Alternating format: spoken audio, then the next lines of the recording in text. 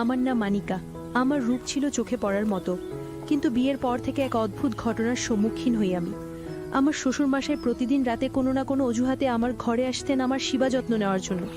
আমার জীবনের এই সত্য কাহিনী শুনলে আপনারাও হয়তো অবাক হবেন। আমার সাথে বিরাট প্রতারণা করা হয়েছিল।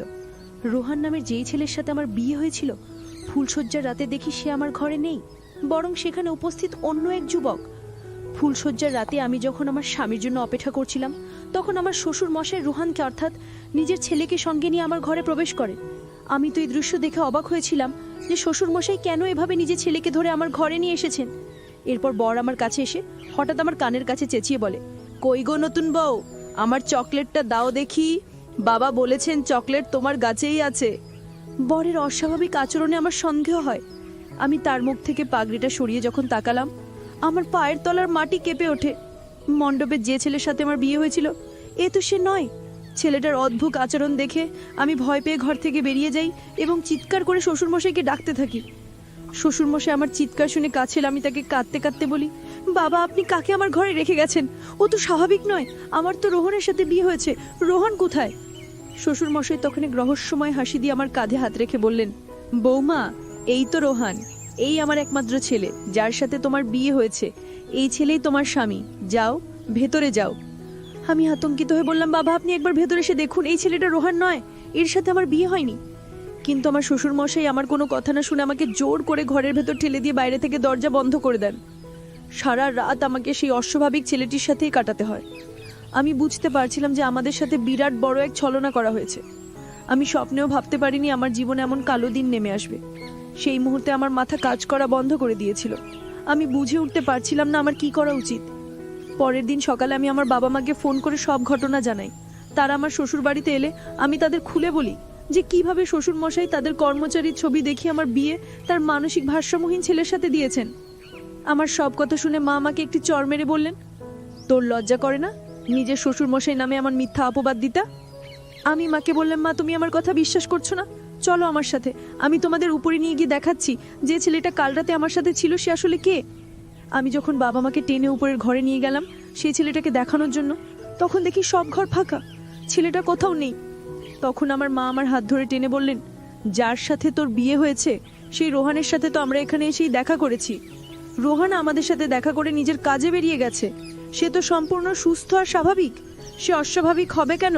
তোর কথা শুনে মনে হচ্ছে তুই আমাদের বোকা বানানোর চেষ্টা করছিস। ব্যাকানিকা, একটা কথা ভালো করে শুনে রাখ, এরপর যদি আমাদের ফোন করে বিরক্ত করিস আমরা ভুলে যাব যে আমাদের কোনো মেয়ে ছিল। তোর জন্য আজ আমাদের সম্মান ধুলোই মিশে গেল। ঠিক সেই সময় আমার শ্বশুরমশাই মুচকি হেসে আমার বাবা মাকে বললেন, হয়তো আমার ছেলের সাথে আপনার মেয়ের কোনো বিষয় নিয়ে মনোমালিন্য হয়েছে, তাই ও রেগে গিয়ে আপনাদের ফোন করে ডেকেছে। এরপর আমার শ্বশুর আমার কাছে এসে খুব স্নেহের সাথে আমার মাথায় হাত বুলিয়ে বললেন, দেখো বৌমা, যা হওয়ার তা তো হয়েই গেছে, এখন সব কিছু মেনে নিয়ে এই বাড়িতেই থাকো এবং আমাকে সন্তুষ্ট রাখো। শ্বশুরমশাইয়ের কথা শুনে আমি রেগে গিয়ে বললাম, আপনার লজ্জা হওয়া উচিত, আপনি আমার মতো একটা তরুণী মেয়ের জীবনটা নষ্ট করে দিয়েছেন, আর এখন বলছেন আমাকে সন্তুষ্ট রাখতে। সবকিছু জেনেও আপনি কেন আপনার মানসিক ভারসাম্যহীন ছেলের সাথে আমার বিয়ে দিলেন? শ্বশুরমশাই মুচকি হেসে বললেন, বৌমা আস্তে আস্তে সবই জানতে পারবে, এখন বেশি কথা না বলে আমার পায়ে একটু তেল মালিশ করে দাও দেখি। তিনি আমাকে রান্নাঘর থেকে গরম তেল নিয়ে তার ঘরে যেতে আদেশ করলেন। তিনি বললেন, আমি তোমার শ্বশুর, আমার সেবা যত্ন করার জন্যই তো তোমাকে এই বাড়ির বউ করে এনেছি। আমার শ্বশুর বাড়িতে আমার স্বামী, শ্বশুর মশাই আর দুজন কাজের লোক থাকতো। আমার শাশুড়ি অনেক আগেই মারা গিয়েছিলেন। আমার শ্বশুর মশাই একজন ধনী ব্যক্তি ছিলেন, তার চালের বিশাল ব্যবসা ছিল। আমার বাবা মা ভেবেছিলেন এত বড় বাড়িতে আমার বিয়ে হলে আমি খুব সুখে থাকবো, কিন্তু তারা আসল সত্যটা মানতে চাননি, তাই আমিও তাদের থেকে কোনো আশা রাখিনি। শ্বশুর বাড়িতে মাত্র 3 দিনেই আমার দম বন্ধ হয়ে আসছিল। আমার মনের কথা বলার মতো কেউ ছিল না। আমি শুধু ভাবতাম যে কর্মচারী পরিচয় দিয়ে আমার বিয়ে ঠিক করা হয়েছিল সে কোথায় গেল। তার সাথে দেখা হলে হয়তো আমি আমার সব প্রশ্নের উত্তর পেয়ে যাব। সেদিন শ্বশুরমশাই যখন তেল নিয়ে নিজের ঘরে ডাকলেন, তখন বাধ্য হয়ে আমাকে তার সেবা করার জন্য যেতে হলো। আমি যখন তেলের বাটি হাতে তার ঘরে গেলাম, দেখি তিনি আরাম করে বিছানায় শুয়ে আছেন। আমাকে দেখে বললেন, তাহলে ঠিক পথে এসেছো, নইলে কিভাবে আনতে হয় সেটা আমি ভালোই জানি। আমি যা বলবো তোমাকে তাই করতে হবে। ওখানে দাঁড়িয়ে না থেকে এদিকে এসে আমার পায়ে ভালো করে মালিশ করে দাও। তোমার শাশুড়ি মারা যাবার পর থেকে তো আমার কোনো যত্নই হয়নি। তিনি আরও বললেন, এখান থেকে পালানোর কথা ভুলেও ভেবো না, কারণ তোমার বাবা মা তো তোমার কথা বিশ্বাস করবে না। তাই এখানে থেকে আমার সেবার দিকে মন দাও, তাহলেই শান্তিতে থাকবে। শ্বশুরমশাইয়ের মুখ থেকে এই ধরনের কথা শুনে আমার লজ্জায় মাথা কাটা যাচ্ছিল। তিনি আমার গুরুজন হয়ে কিভাবে এমন কথা বলতে পারছিলেন? অনিচ্ছা সত্ত্বেও যখন আমি তার পায়ে তেল মালিশ করতে শুরু করলাম, আমার মনে হলো তার উদ্দেশ্য মোটেও ভালো নয়। আমি ভয় পেয়ে শ্বশুরের ঘর থেকে বেরিয়ে নিজের ঘরে এসে দরজা বন্ধ করে দিলাম এবং কান্নায় ভেঙে পড়লাম। আমার আর বুঝতে বাকি ছিল না যে শ্বশুরমশাইয়ের উদ্দেশ্য আসলেই ভালো নয়। এরপর থেকে তিনি যখন তখন আমার ঘরে এসে তার সেবা করার জন্য বলতেন। একদিন সন্ধ্যায় আমি খুব মন খারাপ করে ছাদে আঁকা বসেছিলাম। হঠাৎ আমার সামনে যে মানুষটি এসে দাঁড়ালো, তাকে দেখে আমি বিস্ময়ে হতবাক হয়ে গেলাম। আমার শ্বশুরের সেই কর্মচারী আকাশ আমার সামনে এসে দাঁড়িয়েছিল। এই সেই আকাশ যার ছবি দেখে আমার শ্বশুর তার মানসিক ভারসাম্যহীন ছেলের সাথে আমার বিয়ে দিয়েছিলেন। সেদিন আকাশকে দেখে আমি তাকে জড়িয়ে ধরে অনেক কেঁদেছিলাম। আকাশ আমাকে সব সত্যি কথা খুলে বলল। সে জানায় আমার শ্বশুরমশাই তার ওপর খারাপ নজর রেখেছিলেন। যেহেতু তিনি বয়স্ক, তাই সরাসরি আমাকে বিয়ে করতে পারতেন না। তাই আমাকে নিজের কাছে পাওয়ার জন্য তিনি আকাশের ছবি দেখিয়ে তার মানসিক ভারসাম্যহীন ছেলের সাথে আমার বিয়ে দেন। আমার প্রথম দিন থেকেই শ্বশুরমশাইকে নিয়ে সন্দেহ হচ্ছিল, কারণ তার তাকানোর ভঙ্গি আমার ভালো লাগতো না। কিন্তু তিনি যে এতটা নিচে নামতে পারেন তা আমি কল্পনাও করতে পারিনি। আমি আর আকাশ যখন ছাদে লুকিয়ে কথা বলছিলাম, ঠিক তখনই আমার শ্বশুরমশাই আমাকে খুঁজতে খুঁজতে সেখানে এসে হাজির হলেন। আমাদের দুজনকে একসাথে দেখে তিনি আকাশকে পুলিশের হাতে তুলে দেওয়ার হুমকি দিলেন এবং আমাকে বললেন, চি বৌমা, তুমি আমার বাড়ির বউ হয়ে অন্য একটা ছেলের সাথে ছাদে লুকিয়ে প্রেম করছো?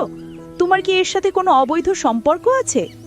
শ্বশুরমশাই সব কিছু জেনেও আমার উপরে দোষ চাপানোর চেষ্টা করছিলেন। সেই সময় আকাশ আমার পক্ষ নিয়ে দাঁড়ালো এবং এমন এক সত্য প্রকাশ করলো যা শুনে আমার পায়ের তলার মাটি সরে গেল। আকাশ জানায় যে বিয়ের মণ্ডপে আসলে আমার বিয়ে রোহনের সাথে হয়নি, হয়েছিল তার নিজের সাথেই। কারণ রোহন মানসিক ভারসাম্যহীন হওয়ায় সে বিয়ের নিয়মকানুন কিছুই বুঝত না। তাকে মণ্ডপে বসালে সত্যিটা সবার সামনে চলে আসতো এবং বিয়েটা ভেঙে যেত। তাই শ্বশুরমশাই চালাকি করে তার কর্মচারী আকাশকেই বরের আসনে বসিয়ে আমার সাথে বিয়ে দিয়েছিলেন। বিয়ে হয়ে যাবার পর মুখ বন্ধ রাখার জন্য শ্বশুরমশাই আকাশকে 5 লক্ষ টাকা দিয়েছিলেন। আকাশ খুব গরিব ঘরের ছেলে হওয়ায় পরিবারের কথা ভেবে টাকাটা নিয়েছিল। কিন্তু পরে সে নিজের ভুল বুঝতে পারে যে টাকার জন্য সে আমার জীবনটা নষ্ট করেছে। তাই সে অনুতপ্ত হয়ে আমাকে সব সত্যি কথা বলতে এসেছিল। শ্বশুরমশাই এই পুরো পরিকল্পনাটি করেছিলেন শুধুমাত্র তার নিজের নোংরা উদ্দেশ্য পূরণ করার জন্য। তার ছেলে যেহেতু ভারসাম্যহীন ছিল, সেই সুযোগকে কাজে লাগিয়ে তিনি আমাকে বাড়ির বউ করে এনেছিলেন, যাতে তিনি আমার সাথে তার খারাপ ইচ্ছাগুলো পূরণ করতে পারেন। সব সত্যি জানার পর আমি শ্বশুরের সামনেই আকাশকে বললাম, সবার সামনে আগুনের সাক্ষী রেখে যখন তোমার সাথেই আমার বিয়ে হয়েছে, তাহলে তুমি কি আমাকে স্ত্রীর মর্যাদা দেবে? তুমি কি আমাকে তোমার বাড়ি নিয়ে যাবে? তখন আকাশ আমার সামনে হাত জোর করে বলল, ম্যাডাম, আমি খুব গরিব মানুষ। আপনি কি আমার মতো গরিবের সাথে সারা জীবন কাটাতে পারবেন? আমি আকাশকে বললাম, গরিব হলেও তুমি একজন সৎ মানুষ। তুমি আমার কষ্টটা বুঝতে পেরে আমাকে সাহায্য করতে এসেছো, এটাই তোমার সততার সবচেয়ে বড় প্রমাণ। আমার টাকা পয়সার কোনো লোভ নেই। আমি তোমার সততাকেই নিজের স্বামী হিসাবে গ্রহণ করলাম। আমাদের কথা শুনে শ্বশুরমশাই আকাশের সামনেই আমার হাতটা শক্ত করে ধরে বললেন, এই মেয়ে, তোর কি মাথা খারাপ হয়ে গেছে? আমার এত বড় বাড়ি ছেলে তুই এই কাজের লোকটার সাথে থাকতে চাইছিস? বেশি বাড়াবাড়ি করলে আমি পুলিশ ডাকবো আর তোর বাবা মাকেও ডাকবো। সেই মুহূর্তে আমি শ্বশুরমশাইয়ের হাত ছাড়িয়ে নিয়ে আকাশের হাত ধরে বললাম, আপনার যাকে খুশি ডাকুন। আমার বাবা মা যখন আমার কথা বিশ্বাস না করে আমাকে একা ফেলে গেছেন, তখন তাদের আশা বা না আশায় আমার কিচ্ছু যায় আসে না। আমার বিয়ে যার সাথে হয়েছে, আমি তার সাথেই আমার শ্বশুর বাড়ি যাব। আর আপনি যদি আমাদের বাধা দেওয়ার চেষ্টা করেন, তাহলে আমি আর আমার স্বামী মিলে আপনার নামে পুলিশি অভিযোগ জানাবো। সেদিন আমার প্রাক্তন শ্বশুরমশাই আমাকে আটকানোর অনেক চেষ্টা করেছিলেন, কিন্তু আমি তার কোনো কথা শুনিনি। বরের সাথে চলে আসার আগে আমি তাকে বলেছিলাম, আপনি যে আমার সাথে প্রতারণা করেছেন সেটা হয়তো আমি সহ্য করে নিতাম, কিন্তু আপনি যে এতটা নিচু মানসিকতার মানুষ তা আমি ভাবতেও পারিনি। শুধুমাত্র নিজের ইচ্ছা পূরণের জন্য আপনি নিজের মানসিক ভারসাম্যহীন ছেলের জীবনকে ঢাল বানিয়ে আমাকে মিথ্যে অভিনয়ের মাধ্যমেই বাড়িতে এনেছিলেন। আমি চাইলে এক্ষুনি আপনার নামে পুলিশে নালিশ করতে পারি, কিন্তু শুধু আপনার ছেলে রোহনের মুখের দিকে তাকিয়ে আমি আপনাকে ছেড়ে দিচ্ছি। কারণ আপনাকে জেলে পাঠানো হলে আপনার ছেলেটা একা হয়ে যাবে। কিন্তু মনে রাখবেন, যদি আপনি ভবিষ্যতে আমাকে বা আমার স্বামীকে বিরক্ত করার চেষ্টা করেন, তাহলে পুলিশের কাছে যেতে আমি এক মুহূর্ত দ্বিধা করব না। তিনি এতটাই নির্লজ্জ ছিলেন যে যাবার আগে আমার স্বামীর কাছ থেকে সেই 5 লক্ষ টাকাও ফেরত নিয়েছিলেন। এরপর আমি আমার স্বামীর সাথে তার বাড়িতে চলে আসি। কিছুদিন পর আমার বাবা মাও আকাশের বাড়িতে, অর্থাৎ আমার নতুন শ্বশুর বাড়িতে হাজির হয়েছিলেন। সেদিন তারা নিজেদের ভুলের জন্য আমার কাছে ক্ষমা চেয়েছিলেন এবং আমাকে তাদের সাথে বাড়ি ফিরে যেতে বলেছিলেন। কিন্তু আমি তাদের সাথে যাইনি, কারণ আকাশের সাথেই আমার বিয়ে হয়েছিল এবং তার সাথেই আমার সংসার। আমি এখন আমার স্বামীর সাথে অনেক ভালো আছি। আমার স্বামী গরিব হতে পারে, কিন্তু তার মনটা অনেক বড়। সে আমাকে খুব ভালোবাসে এবং সুখে রেখেছে। এই পৃথিবীতে যে কত বিচিত্র ধরনের মানুষ আছে তা বোঝা সত্যিই খুব কঠিন। আমি কখনো স্বপ্নেও ভাবিনি যে আমার সাথে এমন কিছু হতে পারে। ছোটবেলা থেকে আমার স্বপ্ন ছিল এক ধনী পরিবারে বিয়ে করা, কিন্তু সেই ধনী পরিবারে বিয়ে করার পরিণতি যে এতটা ভয়াবহ হতে পারে তা আমার কল্পনার বাইরে ছিল। যাই হোক, আমি এখন একজন সাধারণ মানুষের স্ত্রী হয়েও অনেক শান্তিতে সুখে আছি।